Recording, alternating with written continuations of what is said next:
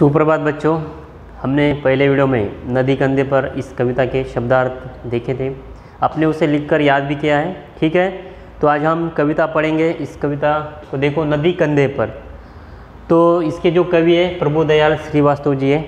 तो इस कविता में एक कल्पना बताई है कि हम नदी को उठाकर हम कंधे पर, यानी हम अपने मनपसंद, यानी जहाँ भी हम ले जाते हैं उसे, तो अपने घर पर लेकर उसे आ सकते हैं। वहाँ पे घर के सामने उसे रखकर उसके साथ हम खेल सकते हैं, उसमें नहा सकते हैं। और जो हमारे सज्जन हैं, परिवारजनों को, उनको भी बुलाकर हम उसको वहाँ पे उनके साथ खेल सकते हैं नदी में। तो ऐसे इस कविता में एक कल्पना दी है। तो देखो, आज हम इस कविता को पढ़ेंगे। तो इसके प्रभुदयाल जी श्रीवास्तव कवि है। तो एक कल्पना पर आधारित कविता है।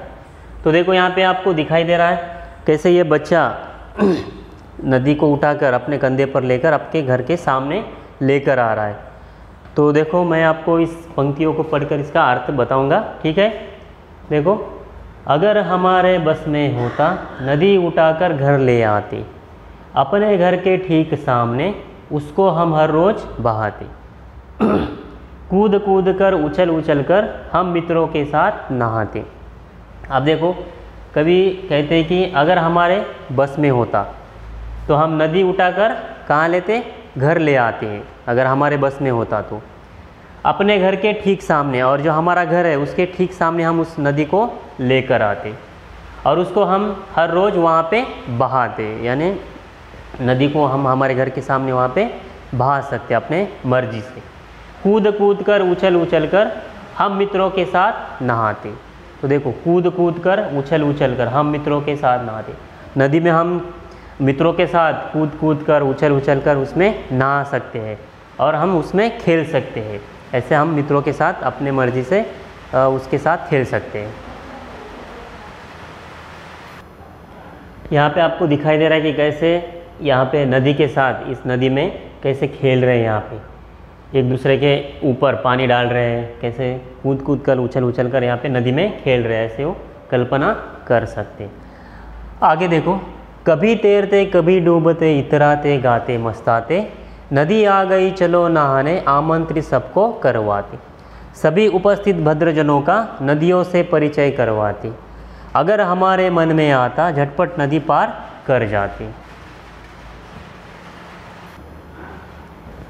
तो अगर कभी तैरते कभी डूबते, इतराते गाते मस्ताते, यानी कभी हमारे मन में आता हम तैर सकते हैं, कभी भी उस नदी में हम तैर सकते हैं, कभी डूब सकते हैं। इतराते गाते यानी मस्ती करना, इतराना यानी नाचना, मस्ती करना, गाना।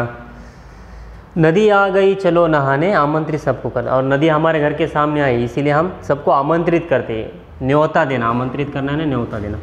सभी उपस्थित भद्रजनों का नदियों से परिचय कराते, जो हमारे भद्रजन हैं यानी हमारे रिश्तेदार हैं, उनसे हम नदियों से क्या करेंगे, परिचय करवाएंगे। तो अगर हमारे मन में आता झटपट नदी पार कर जाते, अगर हमारे मन में आता तो हम झटपट नदी पार कर जाते। यहाँ से इस पार हम झटपट, हमारे मन में आया तो हम, घर के सामने नदी है तो हम उस नदी में हमारे मर्जी से खेल सकते, कूद सकते और उस नदी को हम पार भी कर सकते। ऐसे कवि की इस कल्पना ने यहाँ पे बताया है। आगे देखो, यहाँ पे और भी है।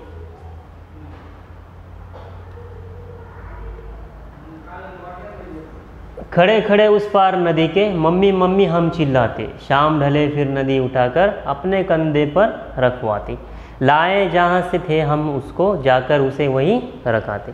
देखो आप, खड़े खड़े उस पार नदी के, मम्मी मम्मी हम चिल्लाते।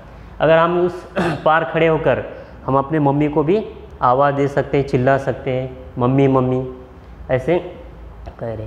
शाम ढले फिर नदी उठाकर अपने कंधों पर रखवाते। अगर हम नदी के हमने साथ खेला कूदा, उसमें नाच लिया, गा लिया, तो हमारा पूरा जो खेल है हमारा ख़त्म होने के बाद, जो हम मस्ती करते हैं वो हमारा होने के बाद, फिर हम जहाँ से नदी को लाए थे उसी जगह हम नदी को उठाकर कंधे पर लेकर वहीं जहाँ से लाए थे हम उसे वहीं रखाते। तो ऐसे कवि की कल्पना। तो यहाँ पे आपको दिखाई दे रहा है कैसे बच्चे ये नदी में खेल रहे, कूद रहे, गा रहे, और कैसे ये नदी को फिर बाद में उठाकर कंधे पर लेकर जहाँ से उन्होंने लाया था उस नदी को वहाँ पे रख आते। तो ऐसी एक कल्पना है। कभी हम नदी उठा सकते हैं क्या? नहीं। तो एक कल्पना है, तो एक कल्पना पर ये कविता है, नदी कंधे पर। तो इस कविता को आप एक बार फिर से पढ़िए, इसे याद कीजिए। इस पर जो स्वाध्याय मैं आपको अगले वीडियो में दे दूँगा, ठीक है? ओके।